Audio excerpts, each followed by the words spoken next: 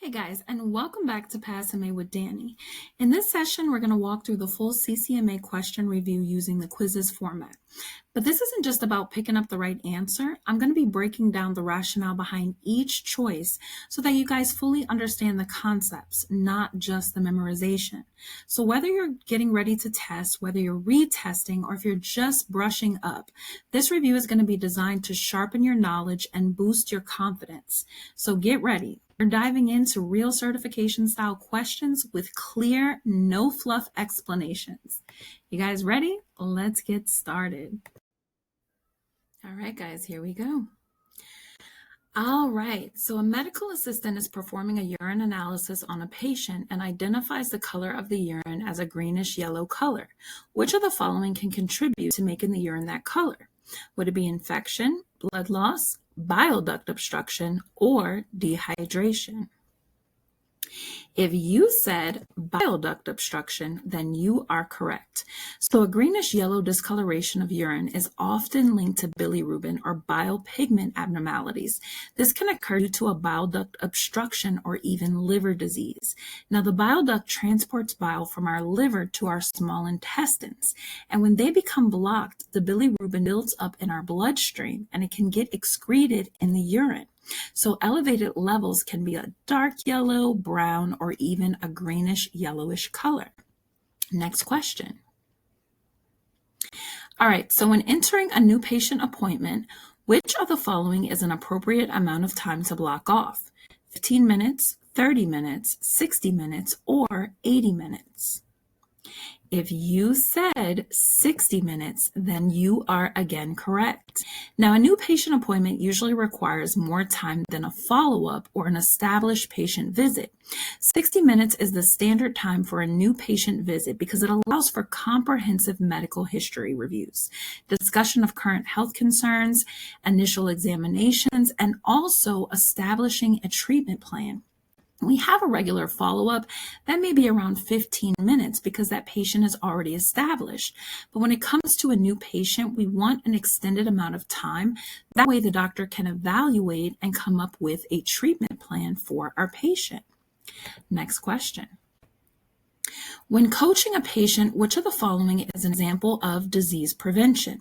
Would it be providing hands-on instruction about how to check a blood glucose level at home, providing instructions about effective hand washing, providing a patient with information about annual diabetic eye exams, or providing an instructional video based on the patient home health care and follow-up appointments?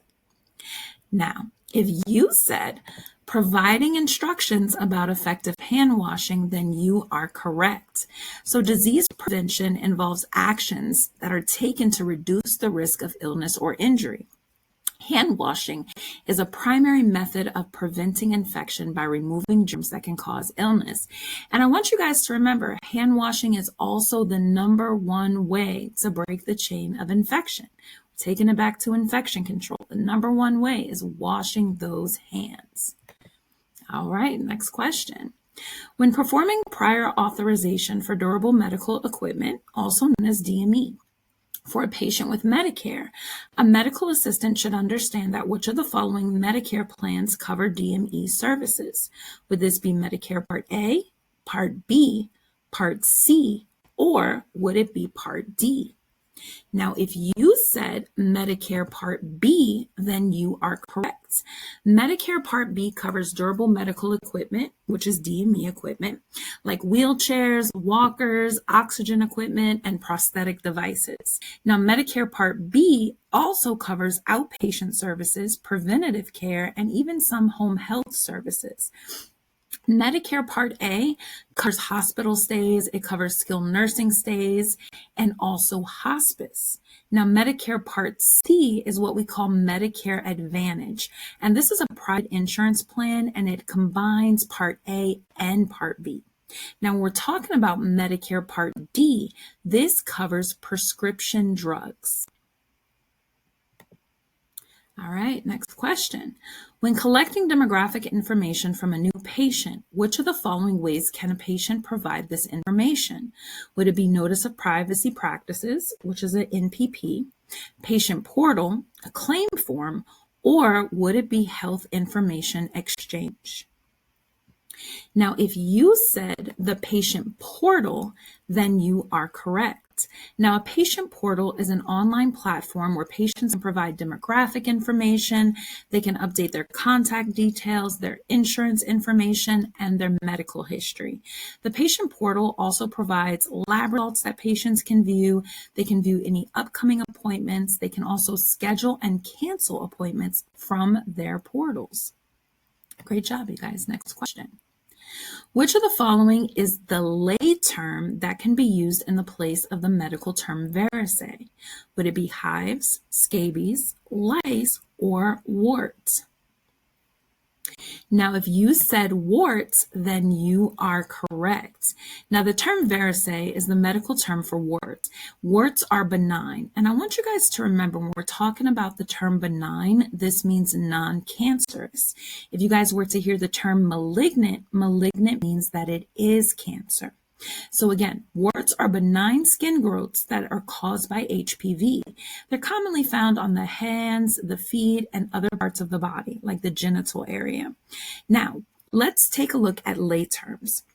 I want you guys to remember that lay terms are more simplistic terminology. They replace medical terms with terms that patients are familiar with.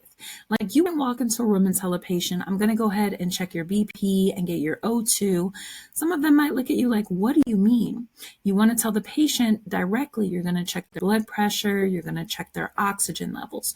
When we're speaking of lay terms, you're talking in a simplistic manner that everyone can understand. We're not just speaking in medical terminology. Next question. All right, what is the surgery that destroys cancer cells by freezing them with a substance such as liquid nitrogen? Would this be radiation therapy, cryosurgery, chemotherapy, or would it be laser surgery? If you said cryosurgery, then you are correct. Now, cryosurgery is a medical procedure that destroys abnormal cells or cancerous cells by freezing them, and this uses really cold substances like liquid nitrogen. This method is commonly used for skin cancers, cervical, precancerous lesions, and some prostate cancers as well. All right. What is the medical term for a bluish discoloration of the skin that is caused by insufficient oxygen in the blood? Is that hypoxia, cyanosis, bradypnea, or tachypnea? If you said cyanosis, then you are correct. Now, cyanosis is the medical term for a bluish discoloration of the skin, the lips, or even the mucous membranes due to inadequate oxygen levels in the blood. It often results from poor circulation or insufficient oxygenation of the blood. This can cause respiratory disorders, heart conditions, or extreme cold exposure. Next question. Which of the following is the appropriate response for a medical assistant to take for a patient who is experiencing anaphylaxis due to an iodine allergy reaction? Would this be to give the patient 120 milliliters of orange juice? Would it be to inform the patient that they need to rest in a cool place and increase fluid intake? Move the patient to a warmer area? Or administer epinephrine auto-injector immediately if available, or call 911. Now, if you said to administer an epinephrine auto-injector immediately if available, or call 911, then you are correct. The epinephrine auto-injector is also known as an EpiPen. Now, anaphylaxis is a severe life-threatening allergic reaction. It can cause airway swelling, it can cause low blood pressure, and even shock. Epinephrine counteracts severe allergic reactions. Great job, you guys. All right, a medical assistant is assisting with the examination of an older adult patient who has a forward rounded curvature of the thoracic spine. Which of the following terms should the assistant use when documenting this finding in the patient's medical record? Would it be lordosis, subluxation, kyphosis, or would it be scoliosis? Now, if you said kyphosis, then you are correct. Now, kyphosis is an excessive forward curvature of the thoracic spine, resulting in a hunch posture. It commonly occurs in older adults due to osteoporosis or vertebrae fractures or even degenerative disc diseases. When I think of kyphosis, I think of, if you guys have ever seen The Hunchback of Notre Dame, how he has that hunch kind of in his back. This is kind of similar as to what this can look like in patients. Maybe not as drastic as the cartoon, but kind of similar. Okay, a medical assistant is performing venipuncture. At which of the following angles should the assistant insert the needle into the vein? Would it be 15 degrees, 60 degrees, 45 degrees, or 90 degrees?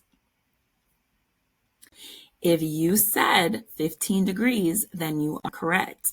Now, venipuncture using an evacuated tube with a straight needle, the angle of insertion we want is 15 to 30 degrees. Okay, this is for venipuncture with a straight needle. Now, if we're utilizing a butterfly needle, that's the needle with the wings, then we want our angle of insertion to be 10 to 15 degrees. Great job, you guys. Okay, next one. A clinical medical assistant is communicating during a telehealth visit with a patient who has a partial hearing loss. Which of the following methods should the medical assistant use? Do you speak in a loud, high-pitched tone? Do you use real-time closed captioning? Do you speak at a fast pace, avoid pausing? Or do you have the patient use magnification aids? Now, if available, you want to use real-time closed captioning. Now, real-time closed captioning does help patients with hearing loss. It allows them to read what is being spoken. It ensures clear and accurate communication without the patient needing to rely on sound. Many telehealth platforms now use this to improve accessibility for hearing impaired patients. Okay, now which of the following is an example of a sterile procedure? Cleaning a wound with soap and water, administering oral medication, inserting a urinary catheter, or applying a bandage? If you said inserting a urinary catheter, then you are correct. A urinary catheter insertion requires a sterile technique because a catheter actually enters into the bladder through the urethra, and this has to maintain free of any infection. Now, as medical assistants, it is not in your scope of practice to insert a catheter into a patient, but you still need to know that this involves a sterile procedure. Next question. In Erik Erikson's stages of psychosocial development, which of the following stages is associated with an adolescent needing privacy and providing some independence? Is this identity versus role confusion, trust versus mistrust, intimacy versus isolation, or is it initiative versus guilt?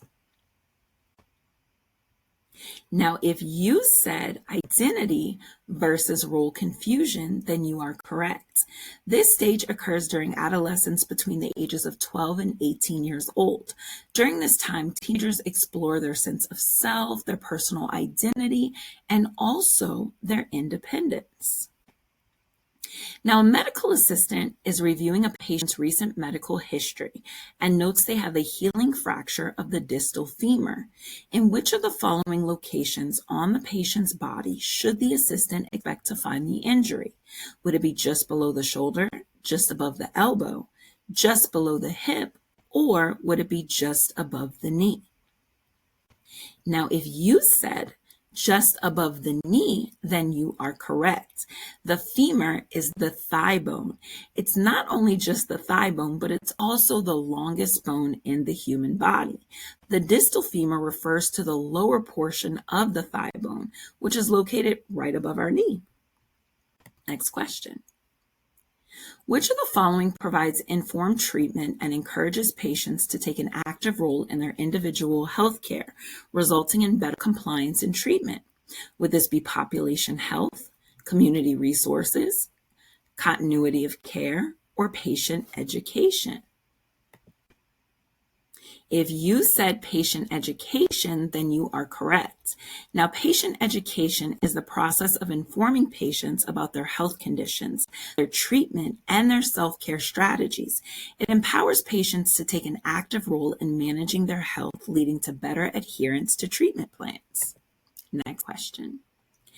When assisting a provider with a punch biopsy of a mole, which of the following tasks should a medical assistant anticipate? Receive and pair tissue specimens for processing, swab fluids from the biopsy site, retract the edges of the biopsy site, or place sutures at the incision site. Which one do you think is correct? If you said to receive and prepare tissue specimens for processing, you are correct. A punch biopsy is a minor surgical procedure, and it's used to extract a small circular sample of skin for diagnostic procedures. The medical assistant's role is to handle the biopsy specimen, ensuring it's properly labeled, preserved, and also sent to pathology for examination. Medical assistants do not perform any invasive procedures. All right, next question. A patient who has an acute illness calls to schedule an appointment. According to best practices, in which of the following time frames should the patient's appointment be scheduled for? Would it be within an hour, the same day, within the next week, or the following clinic day? If you said the same day, then you are correct. Acute illnesses are sudden onset medical conditions that require timely evaluation to prevent complication. So best practices is to prioritize same-day appointments for patients with acute conditions like fever, infections, vomiting, or worsening symptoms of chronic diseases. Great job. Next question. During a capillary puncture, what should a medical assistant do to enhance blood flow? Would it be to elevate the patient's hand above their head, squeeze the patient's finger gently, position the patient's hand below heart level, or ask the patient to rinse their fingers with cold water? If you said to position the patient's hand below heart level, you are correct. So when you position the patient's hand below heart level, gravity kind of assists in pulling more blood into the capillaries of the finger. What you don't want the patient to do is rinse their hand under cold water.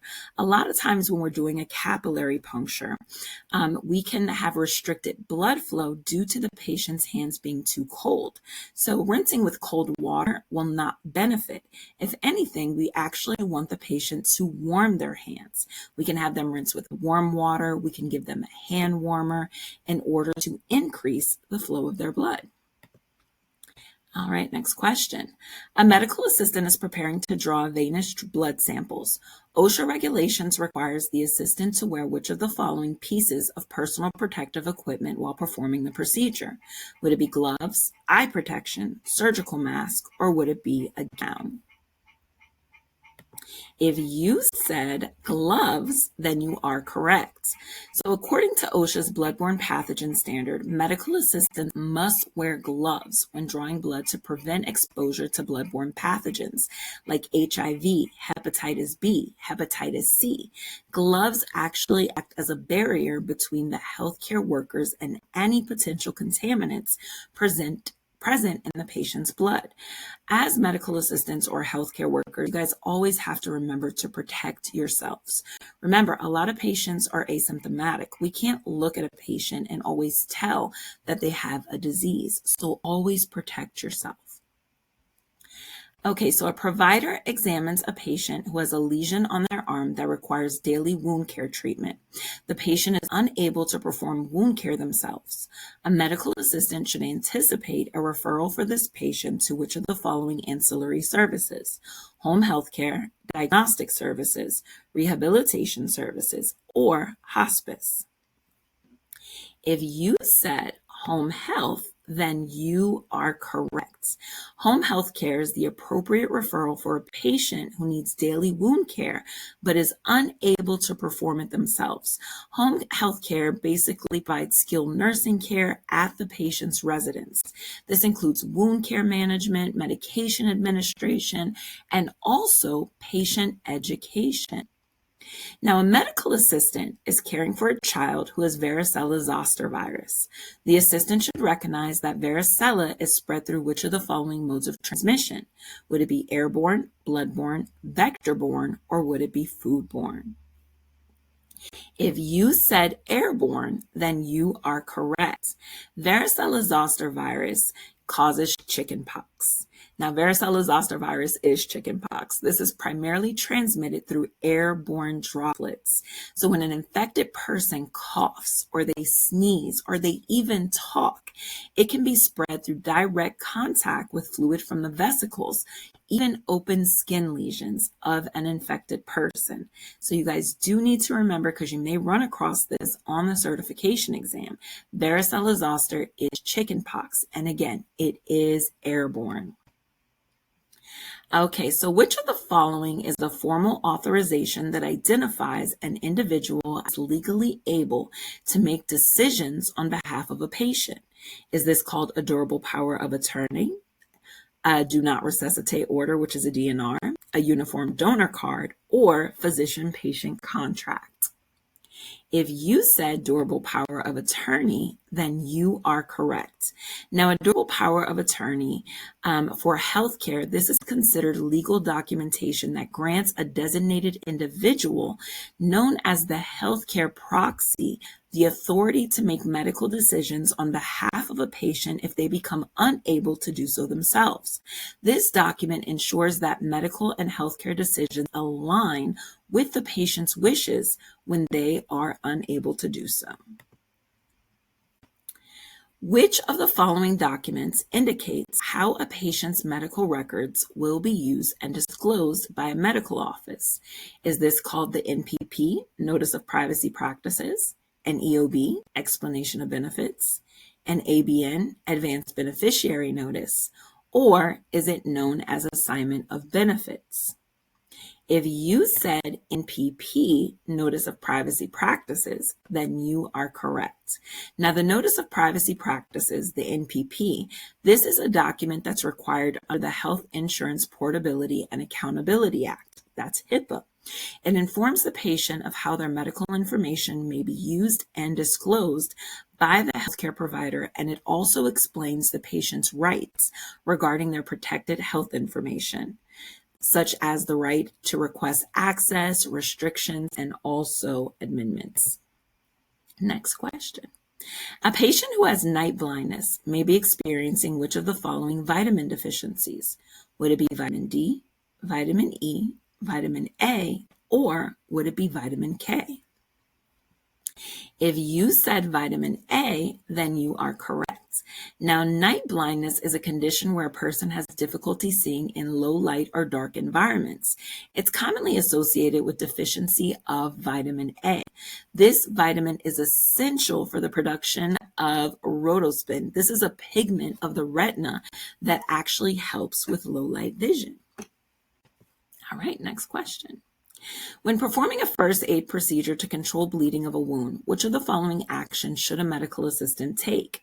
Flush the wound with sterile water, don sterile gloves, suture the wound, or apply layers of sterile gauze. Now, if you said to apply layers of sterile gauze, then you are correct. So the primary action to control the bleeding in first aid is to apply direct pressure using layers of sterile gauze. This helps to promote clotting, and it also can aid in slowing or stopping the bleed. Remember, of course, when we have a wound, we want to flush it with sterile water, but the main thing is we need to make sure that we stop the bleed first. And as medical assistants, another thing to remember is putting sutures in is not in your scope of practice. Removing sutures, taking sutures and staples out is part of a medical assistant's scope of practice, but not putting them in. Next question. A provider asks a medical assistant to assist with an orthopedic examination. Which of the following instruments should the assistant prepare for the exam? Would it be a tonometer, a hemostat, retractor, or a geniometer? If you said the gonometer, which I said incorrectly at first, this is correct. An orthopedic examination often involves assessing joint movement and range of motion with a goniometer.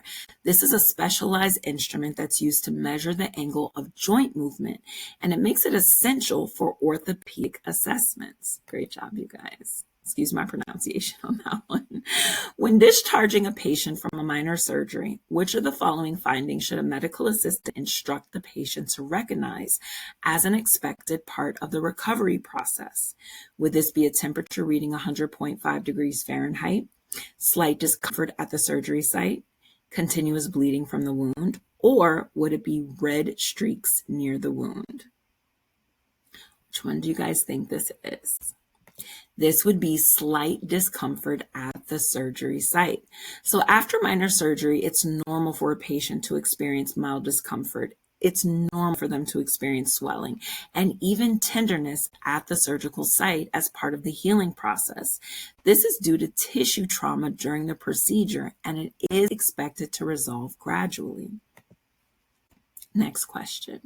Which of the following is an example of involuntary movement by the patient that can lead to a somatic tremor artifact on a patient's EKG? Would it be chewing gum, supporting arms with an adjacent table, shivering due to coldness, or talking to the assistant? If you said shivering due to coldness, then you are correct. So a somatic tremor or a somatic artifact on an EKG is caused by muscle movement. This is often involuntary and it can create electrical interference. Shivering usually is due to cold or conditions like Parkinson's disease that can cause repeated muscle contractions that can lead to excessive artifact interference on the actual EKG tracing. Next question. A medical assistant receives a prescription to administer an intramuscular injection to a patient. Which of the following angles should the assistant use to administer? Would it be 10 degrees, 15 degrees, 45 degrees, or 90 degrees? If you said 90 degrees, then you are correct. So for IM, intramuscular injections, we want to be sure we're administering at a 90-degree angle to ensure that the medication actually reaches the muscle tissue rather than the subcutaneous layer. The needle itself penetrates through the skin and the subcutaneous fat directly into the muscle. This allows for rapid absorption of the medication. When you're thinking of a 90-degree angle, when giving an intramuscular injection, think of shooting a dart going straight through directly into the patient's muscle. So common IM injection sites are the deltoid, the vastus lateralis, and also the ventrogluteal. Now, a provider prescribed oxygen therapy for a patient who is experiencing labored breathing. Which of the following actions should a medical assistant take? Place a nasal cannula on the patient with nasal prong in each nostril. Open the cylinder of the oxygen tank by turning the handle clockwise. Adjust the flow meter based on the patient's preference, or instruct the patient to take nitroglycerin prior to oxygen therapy. If you said to place the nasal cannula on the patient with a nasal prong in each nostril, then you are correct. So a nasal cannula is a common oxygen delivery device that provides low flow oxygen therapy, typically about 1 to 6 liters per minute. And this is used for patients experiencing mild to moderate hypoxia or labored breathing. The prongs should be placed correctly in each nostril to ensure effective oxygen delivery. All right, guys, we have a couple more questions to go. How many digits are in a primary CPT code? 4, 5, 7, or 6? How many digits are in a primary CPT code? If you said 5 digits, then you are correct. So primary CPT codes consist of 5 digits. I want you guys to remember CPT codes are procedural codes, okay? And these are used to describe medical, surgical, and diagnostic services. Additional modifiers can be added to the CPT codes when applicable. They can actually include alphanumeric characters, but the base code is always going to be 5 digits. All right, next question. Which statement best describes oxycodone? Oxycodone is an over-the-counter medication with no abuse potential. Oxycodone is a medication primarily used for anxiety treatment. Oxycodone is a Schedule II controlled substance with a high potential for abuse. Or oxycodone is a non-narcotic pain reliever that's used for mild pain. Now, if you said oxycodone is a Schedule II controlled substance with a high potential for abuse, then you are correct. Oxycodone is classified as a Schedule II controlled substance because of that high potential for dependency. It is a narcotic and it is prescribed for moderate to severe pain.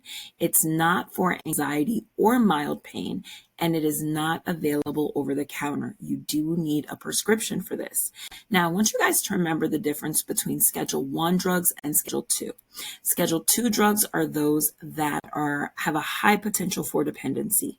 Schedule I drugs are those that we call street drugs. They have no medicinal purposes, but they also have a high potential for dependency and abuse. But Schedule II can be obtained through a prescription. Next question. Which of the following is considered a bloodborne pathogen? Tuberculosis, hepatitis, influenza, or streptococcus? If you said hepatitis, then you are correct. Hepatitis is classified as a bloodborne pathogen because it's transmitted through contact with infected blood or bodily fluids.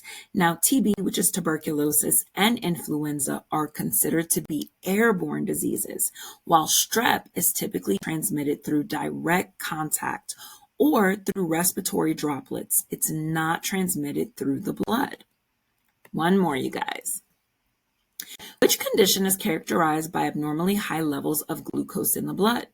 Is this hypoglycemia, hyperglycemia, hypertension, or is it hypotension? If you said hyperglycemia, then you are correct. My mouse got stuck. Hyperglycemia occurs when there's an excessive amount of glucose in the blood, and it's commonly associated with diabetes. Now, I want you guys to remember hypoglycemia refers to low blood sugar. It's the opposite. And then hypertension and hypotension are related to blood pressure. They are not related to glucose levels. Hey, you guys, so we have another study session down in the books. For those of you guys that are new here, I'm Dani, so welcome to CCMA with Dani. Hopefully you guys are finding these videos to be beneficial. I plan on doing them at least twice a week to help you guys out. I just want to say that I'm so proud of each and every one of you. I have been receiving so many messages of a lot of you guys that are certifying, and that you said that you found my videos to be helpful. I'm super, super proud of you guys. So I will start posting at least 2 videos a week. I've also received a lot of requests for certain subject areas like EKG and phlebotomy and just different areas that are going to be covered on the exam. So I'm going to post some videos that are specifically posting or like focusing on those as well. And I'm also going to post some videos for you guys for some more interview tips because I have been receiving some questions about those as well. If you're struggling in a certain subject area or you feel like you need help in a specific area that maybe it's not your strong suit, let me know and we'll definitely do some videos on there. Thank you guys so much for tuning in. Please don't forget to hit that like button. Make sure that you guys subscribe.